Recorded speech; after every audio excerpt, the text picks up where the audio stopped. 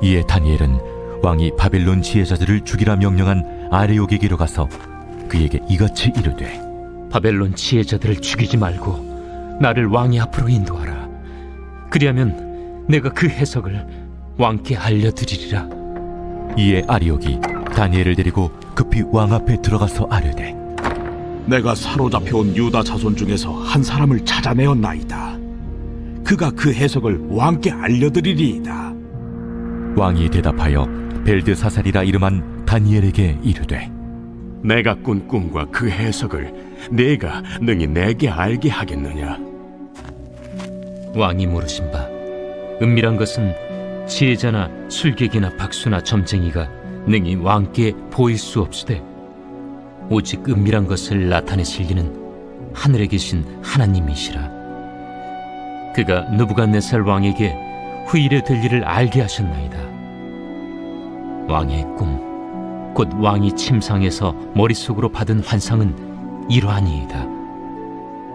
왕이여, 왕이 침상에서 장래일을 생각하실 때에 은밀한 것을 나타내신 이가 장래일을 왕에게 알게 하셨사오며, 내게 이 은밀한 것을 나타내심은 내 지혜가 모든 사람보다 낫기 때문이 아니라 오직 그 해석을 왕에게 알려서 왕이 마음으로 생각하던 것을 왕에게 알려주려 하심이니이다.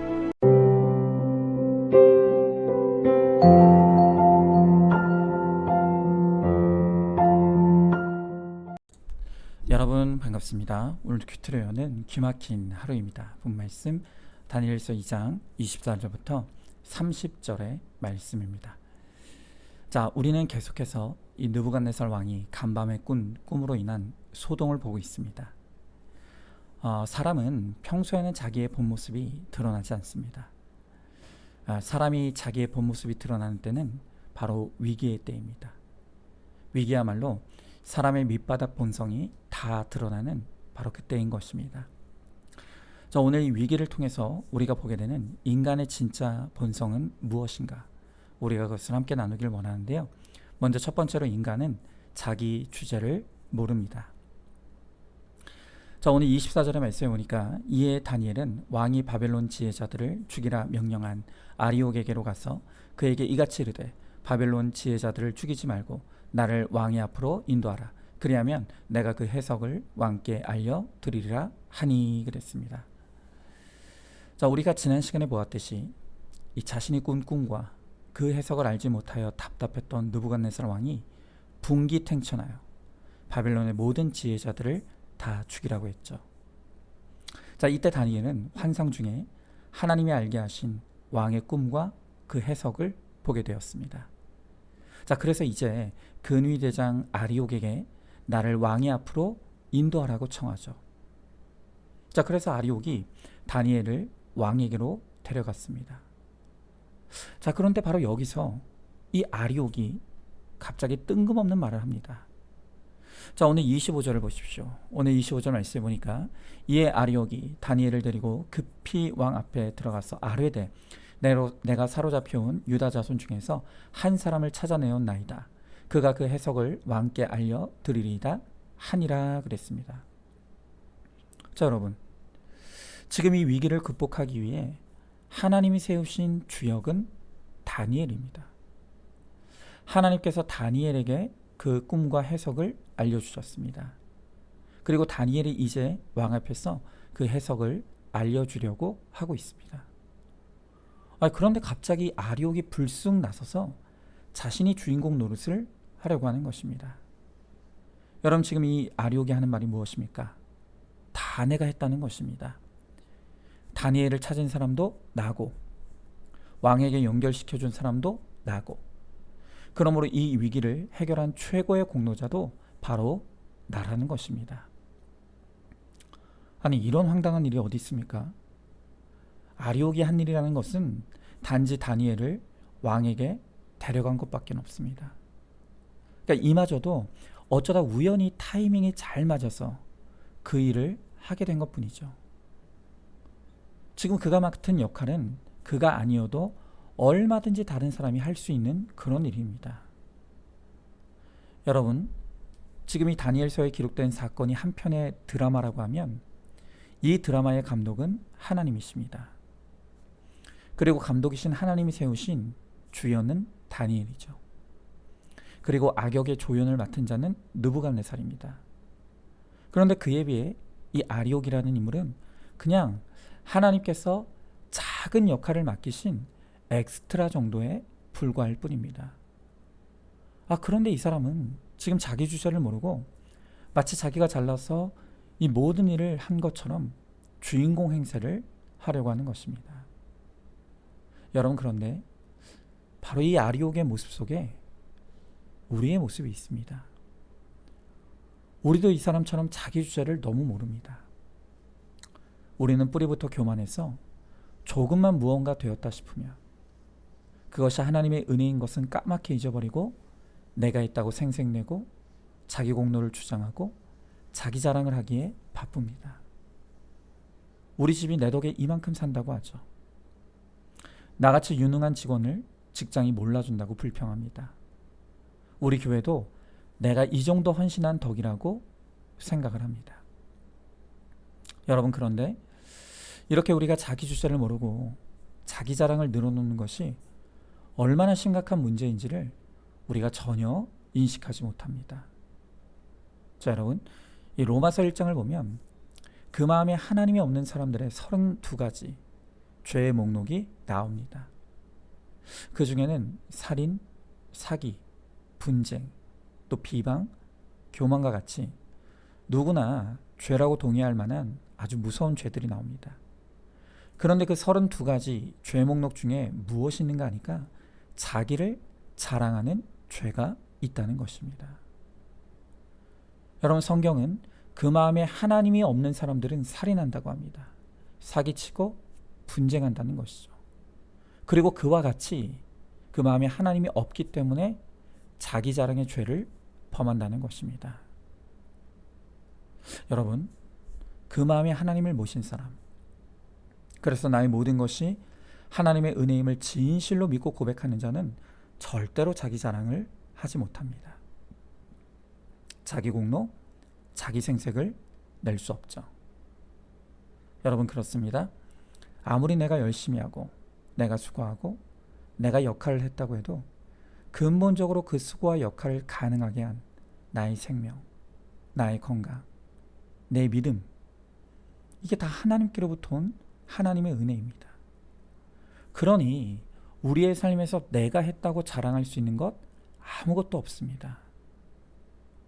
그런데도 여러분들의 마음에 그래도 이건 나도 열심히 했어, 나도 수고했잖아 라고 하는 이 아리옥이 있지는 않습니까? 그래서 나처럼 하지 않는 배우자, 자녀, 또 지체들을 무시하고 있지 않습니까? 여러분, 그런 자기를 자랑하는 마음에는 하나님이 없다고 합니다. 하나님이 계실 수가 없습니다. 빨리 회개해야 합니다. 여러분, 신앙이란 자기 주제를 아는 것입니다. 모든 것이 하나님의 은혜임을 아는 것, 그리고 나는 아무것도 아닌 것을 알고 매사의 모든 일에 하나님께 영광을 돌리고 하나님께 감사하는 자, 바로 그가 진정한 하나님의 사람인 것입니다. 자, 한번 질문해 봅니다. 내 삶의 모든 것이 100% 하나님의 은혜인 것을 인정하십니까? 아직도 내가 다른 사람보다 열심히 했고 잘했다고 자랑질하고 있지는 않습니까? 사람들이 나를 인정해 주지 않고 칭찬해 주지 않는 것에 서운하고 섭섭하고 화가 나지 않습니까? 자, 두 번째로 인간은 아무것도 모릅니다. 자, 오늘 26절부터 27절의 말씀에 보니까 왕이 대답하여 벨드사살이라 이름한 다니엘에게 이르되 내가 꾼 꿈과 그 해석을 내가 능히 내게 알게 하겠느냐 하니 다니엘이 왕 앞에 대답하여 이르되 왕이 물으신 바 그 은밀한 것은 지혜자나 술객이나 박수나 점쟁이가 능히 왕께 보일 수 없으되 그랬습니다. 자, 드디어 다니엘이 왕 앞에 서서 자신이 하나님께로부터 받은 꿈과 그 해석을 알려주겠다고 합니다. 그런데 느부갓네살이 깜짝 놀랍니다. 그러면서 하는 말이 정말 네가 내 꿈과 그 꿈의 해석을 알려줄 수 있느냐고 놀라는 것입니다. 여러분, 이 반응을 보면요, 왕도 알고 있었던 것입니다. 나도 모르는 꿈과 그 해석을 사람이 어떻게 알겠는가? 이게 불가능한 일이라는 것을 사실은 이 느부갓네살도 알고 있었던 것입니다. 여러분, 그래서 다니엘도 대답합니다. 지혜자나 술객이나 박수나 점쟁이나 능히 보일 수 없는 것이라고 대답하죠. 여러분, 인간이 이렇습니다. 인간이 아무리 잘난 척 해봤자 그냥 인간은 인간일 뿐입니다. 인간의 지식으로 알 수 있는 것은 지극히 제한적인 것에 불과하죠. 그런데 우리는 우리의 지식과 능력을 과대평가하고 과대포장합니다. 마치 인간이 자기 지식으로 못할 일이 없는 것처럼 호들갑을 떠는 것입니다. 여러분, 그러나 그렇게 자기가 다 아는 것처럼 교만을 떨던 인간도 인생의 한계 상황이 찾아오면 벌벌 떨 수밖에 없죠. 여러분, 제가 어떤 글을 보니까 의사와 변호사들은 학교에서부터 절대로 두 가지 말은 하면 안 된다고 배운다고 합니다. 그 두 가지 말이 무엇인가 하면 저만 믿으세요 와 제가 책임지겠습니다 라고 합니다. 여러분, 왜 그렇겠습니까? 여러분이 법조인과 의사는 그 나라에서 상위 1%의 지능을 가진 사람만이 감당할 수 있는 직업입니다. 그러나 상위 1%의 대단한 지식과 능력으로도 이 책임질 수 없는 일들 비일비재하게 일어나는 것이죠. 여러분, 그렇기 때문에 함부로 책임지겠다, 나만 믿어라, 그렇게 말하면 안 된다는 것입니다. 그러다가 책임지지 못할 일이 일어나면 그게 다 본인 책임이 되기 때문인 것이죠.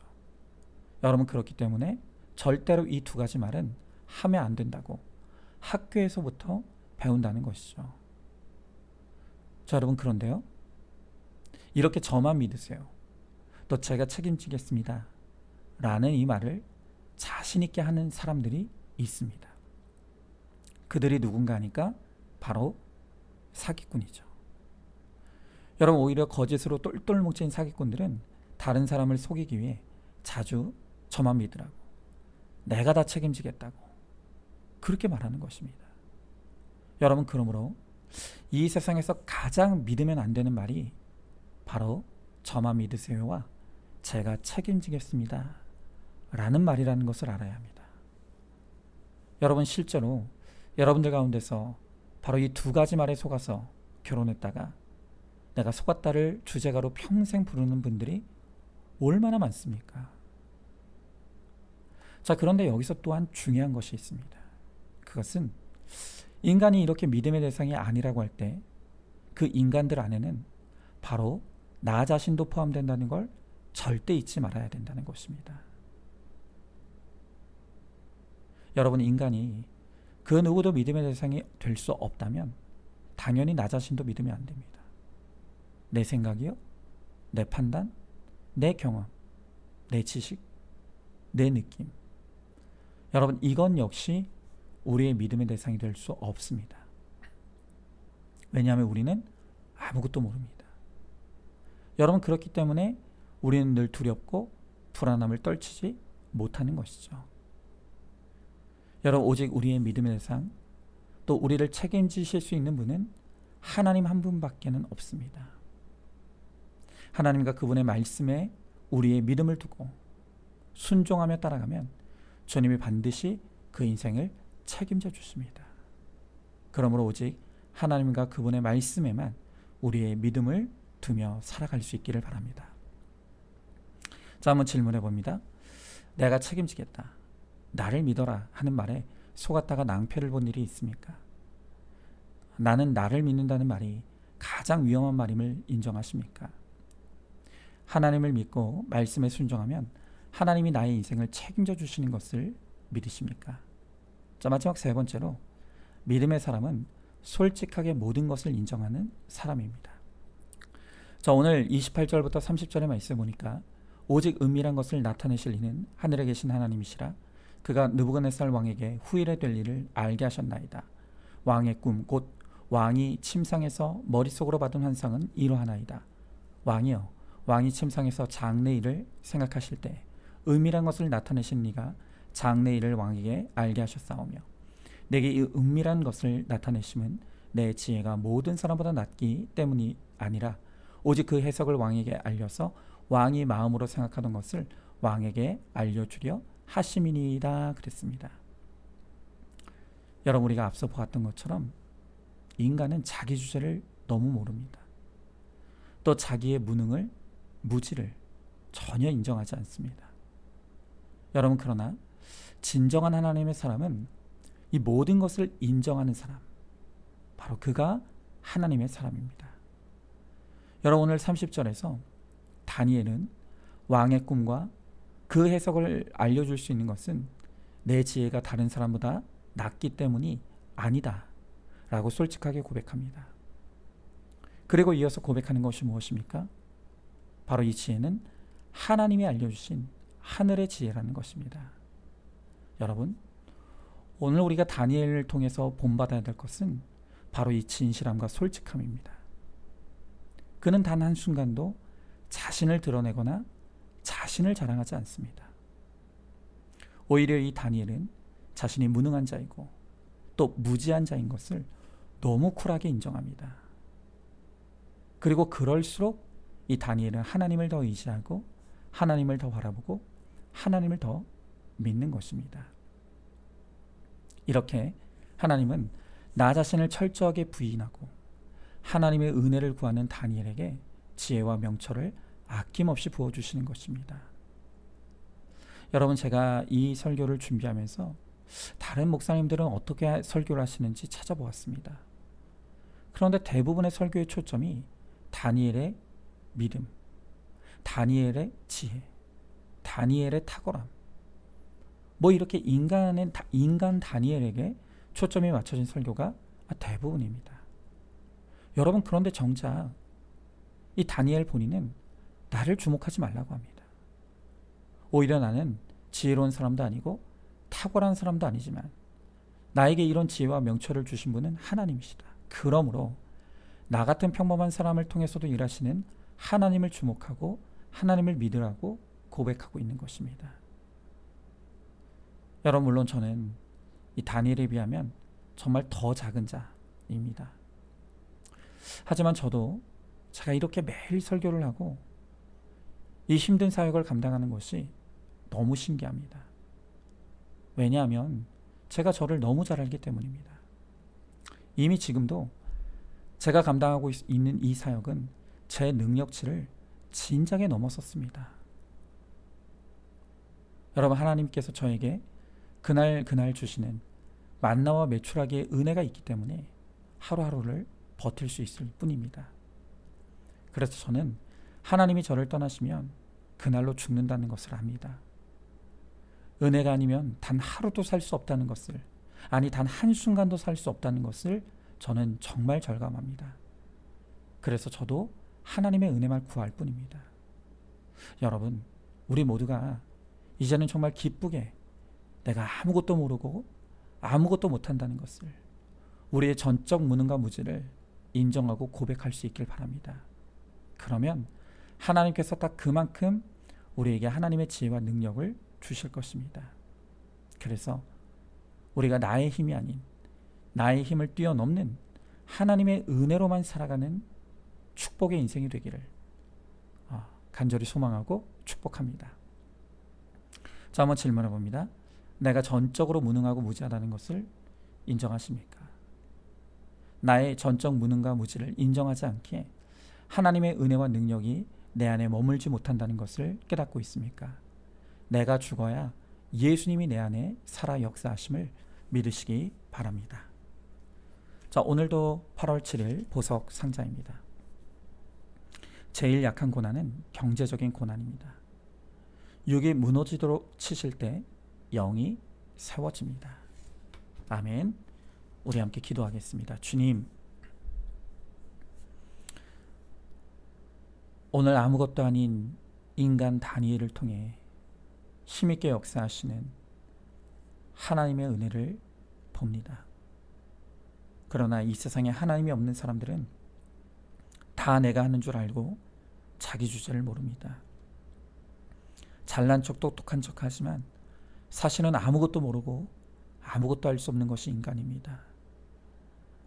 하나님, 우리가 뿌리부터 교만한 인간이기에 우리도 시시때때로 다 내가 한 줄 착각하고 내가 다 하는 줄 교만을 떠는 오늘 우리의 악과 죄가 있습니다. 주님, 이전에 이 다니엘과 같이 우리가 내가 아무것도 아닌 것을, 내가 아무것도 모르고 아무것도 못하는 전적으로 무지하고 무능한 인생인 것을 기쁘게 고백하고 자랑할 수 있게 하여 주시옵소서.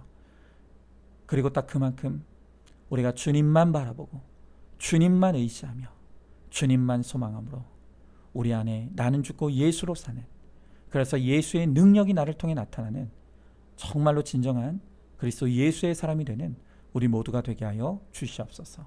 믿사오며 사랑이 많으신 우리 예수님 이름 받들어 기도드리옵나이다. 아멘. 오늘도 큐티로 기막힌 하루를 살아내는 하늘가족 공동체 우리 모든 성도님 되시기를 주님의 이름으로 축복합니다.